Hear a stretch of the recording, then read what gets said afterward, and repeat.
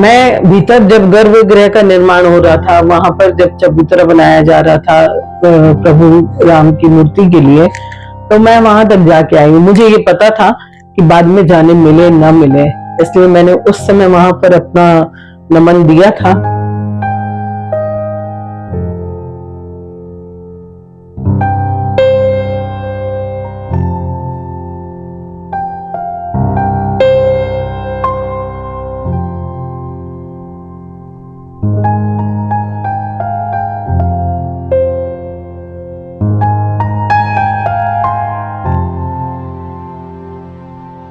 आज हम पूर्णिमा कोठारी जी के साथ बैठे हैं, जो राम शरद कोठारी जी की बहन है और जिन्होंने अयोध्या में अपनी आहुति दी थी।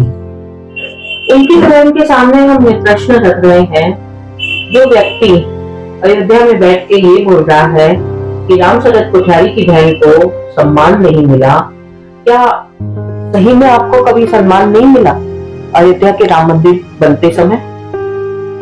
मीनाक्षी जी, सबसे पहले तो आपकी तरफ से मैं आपके दर्शकों को जय श्री राम कहना चाहती हूँ। और सम्मान किसको कहा जाता है ये मैं बताना चाहूंगी आपके दर्शकों को कि भूमि पूजन में जहाँ सिर्फ 200 लोगों को निमंत्रण था और बहुत ही सख्त मनाही थी, कोई भी आना, किसी का भी जाना वहां पर पॉसिबल नहीं था। वैसे में मुझे तो निमंत्रण मिला ही था, मेरे साथ साथ मेरी बच्ची को भी वहां निमंत्रण दिया गया था। उस बच्ची को वहां देख के ट्विटर में लोगों ने सवाल भी किया था कि ये बच्ची कौन है जिसको इतने 200 लोगों में, इतने मतलब प्रीसियस कार्यक्रम में सिर्फ 200 लोगों को जहां निमंत्रण था, वहां इस बच्ची का क्या काम था, इससे क्या किया था ऐसा जिससे इसको मिला, इसको यहाँ बुलाया गया। हाँ, जब उन्हें ये पता चला कि ये राम शरद की भांजी है, तो उन लोगों ने बोला नहीं, आप एकदम डिजर्विंग पर्सन है और आपको वहां होना चाहिए ही था। तो आप सम्मान और किसको बोल सकती हैं? आज भूमि पूजन वीडियो आ रहे हैं कि राम शरद कोठारी की बहन को सम्मान नहीं दिया गया राम मंदिर के समय, भूमि पूजन के समय, तो ऐसे वीडियो के लिए आप क्या बोलेंगे? भूमि पूजन से पहले भी जाती थी और एकदम पूरे सम्मान के साथ वहां दर्शन करती थी।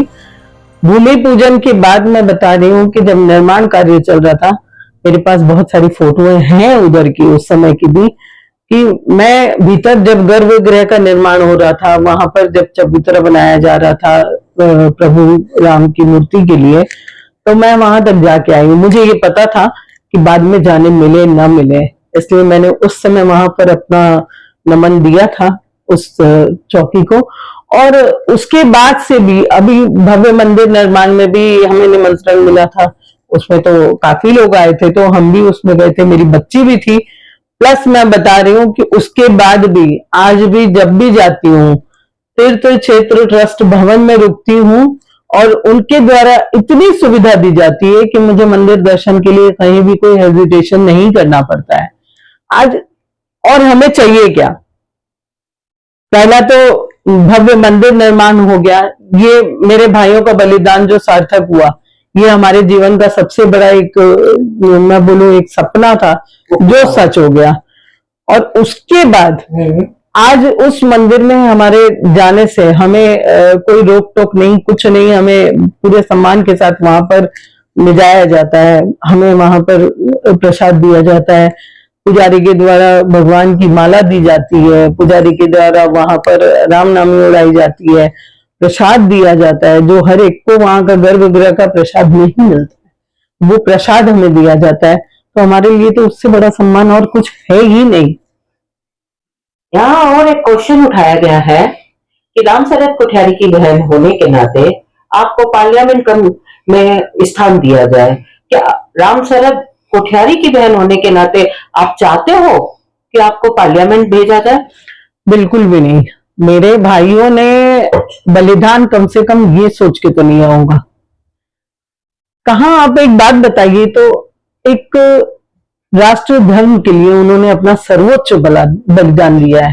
सही बात। और उस बलिदान में कहीं भी कोई स्वार्थ, दूसरा स्वार्थ तो बिल्कुल भी नहीं था। सिर्फ एक ही स्वार्थ था कि कैसे हमारा राष्ट्र जगे, कैसे हमारा हिंदू समाज जगे, कैसे हम अपने प्रभु श्री राम के जन्म स्थली को वो गौरव दे पाए, वो भव्यता दे पाए जिसके वो जन्मभूमि अधिकारी नहीं थी। तो आज उनका वो जो स्वार्थ था ना, हम तो हमेशा उन्हीं के स्वार्थ को लेकर आगे बढ़े हैं। हम आज अगर हमें कुछ चाहिए होता तो उस समय देने के लिए सब लोग खड़े थे। मेरे पिताजी को बहुत लोगों ने बोला था कि कोठारी जी आपको कुछ चाहिए तो बोलिए, उन्होंने तो उसी समय हाथ जोड़ दिया, बोला नहीं मुझे कुछ नहीं चाहिए। ये सारे जो विवाद उठ रहे हैं उन सब के लिए आप लोगों को क्या बोलना चाहेंगे? मैं मन से बहुत दुखी हूँ, आहत हो रही हूँ कि आज राम जन्मभूमि पर भव्य मंदिर बना है और लोग उसकी भव्यता को, लोग अपनी आस्था को वहां, श्रद्धा को लेकर वहां जा रहे हैं। आज उस मंदिर पर इस तरीके के आरोप लगना कि वहां पर श्रद्धालुओं की श्रद्धा से दिए गए दान को लूट हो रही है, ये संदेश बहुत गलत जा रहा है और मुझे लग रहा है कि ये जरूर कोई षड्यंत्र के तहत किया जा रहा है। वहां पर ऐसे लोग जिन्होंने हमेशा राम जी के अस्तित्व पर प्रश्न उठाया और जो हमेशा राम जी के मतलब विरुद्ध खड़े थे, जिन्होंने राम जन्मभूमि के मंदिर के विरुद्ध हमेशा खड़े थे, वैसे लोग आज जरूर उन्होंने कुछ न कुछ ऐसा काम किया है, ये षड्यंत्र किया है कि राम मंदिर बदनाम हो सके। आज कहां से अखिलेश यादव को याद आ रहा है कि राम मंदिर में हम सरकार बनाएंगे तो राम मंदिर को हम ये कर देंगे और हम वो कर देंगे। ये वही है ना जो राम भक्तों के ऊपर गोलियां चलवाए थे, ये वही समाजवादी पार्टी है। इसी के पिताजी थे जिन्होंने गोलियां चलवाई थी, राम भक्तों को मरवाया था, वहां पर इतना विरोध किया था, इतना विरोध किया था राम मंदिर का। आज ये राम मंदिर के पक्ष में बोल रहे हैं, ये होते कौन है?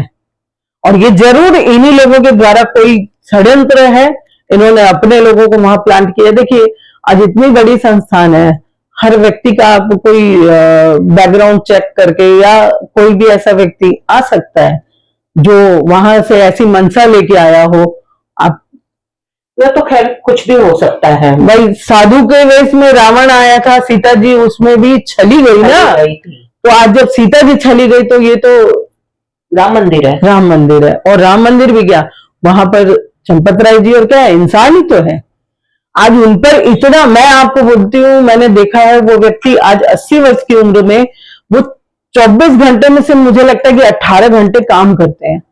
वैसे व्यक्ति पर यह आरोप लगना जिन्होंने अपना पूरा सर्वस्व उस राम मंदिर के लिए न्यौछावर कर दिया, उन्होंने अपना जीवन न्यौछावर कर दिया, उस व्यक्ति पर ऐसे आरोप लगना मतलब ये बहुत ही गंदगी है, बहुत गंदगी है जिसको मैं बोलूं। उन पर यह आरोप लगाना एकदम गलत है, ये गलत, हम इसके पूरा विरुद्ध में है।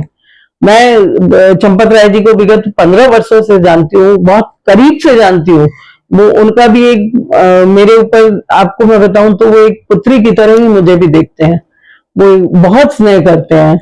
जाती हूँ तो एकदम उसी तरीके से जैसे कोई पुत्री होती है वैसे ही वो पूरा मेरे लिए उन्होंने आदेश दे रखा है सबको कि ये आए तो इसको पूरी सुविधा मिलनी चाहिए, इसके लिए बार बार पूछने की जरूरत नहीं है। मैं वहां जाती हूँ ना, मैं फोन कर देती हूँ मैं आ रही हूँ, मेरे लिए सब कुछ वहां पर व्यवस्थित रहता है। तो वैसे में और उन पर आरोप, मतलब आज मन बहुत व्यथित हो रहा है इस चीज को देखकर कि जिन्होंने अपना सारा जीवन वहां लगा दिया है राम जन्मभूमि पर मंदिर निर्माण को लेकर।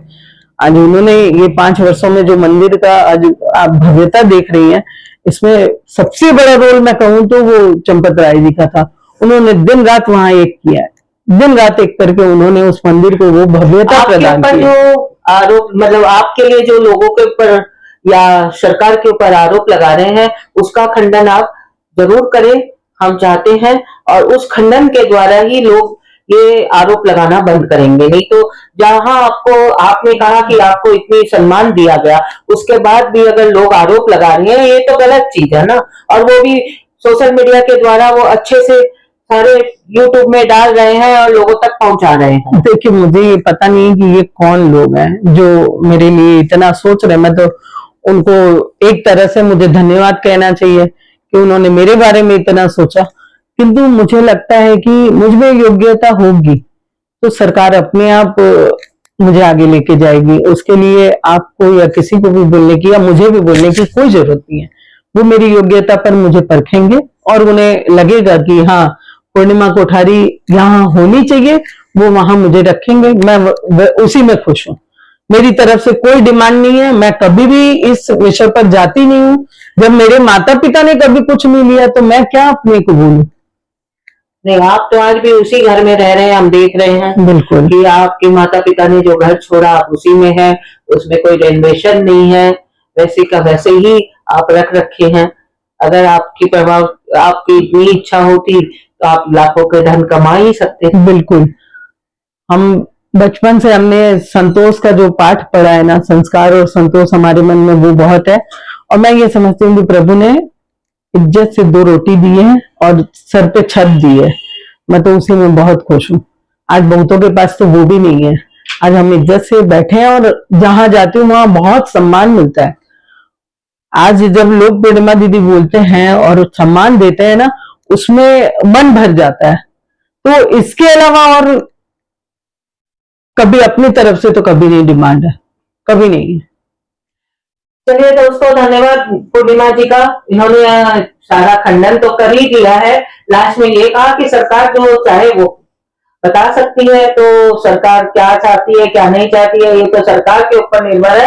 लेकिन लोग जो इनका विखंडन करने से शुरू कर चुके हैं कि पूर्णिमा दी को सम्मान नहीं मिला, वहां पर ये नहीं मिला, तो इन्होंने कहा है कि मुझे तो बहुत सम्मान मिला और मैं तो अपनी पुत्री समेत गई थी। तो पुत्री समेत जो व्यक्ति जाता है तो इसका मतलब सम्मान के साथ उनको बुलाया जाता है तभी जा सकता है, नहीं तो कैसे जा सकता है। दोस्तों, लोगों की बातों पर भरोसा ना करें और सही वीडियो को देखें और सही व्यक्ति की पहचान करें। और आपको ज्यादा जानकारी लेना हो तो आप सनीनामा में फोन कर सकते हैं। हमारा नंबर है 9231845289। यहाँ पर आप फोन करके पूर्णिमा जी से सीधे बात कर सकते हैं। धन्यवाद दोस्तों।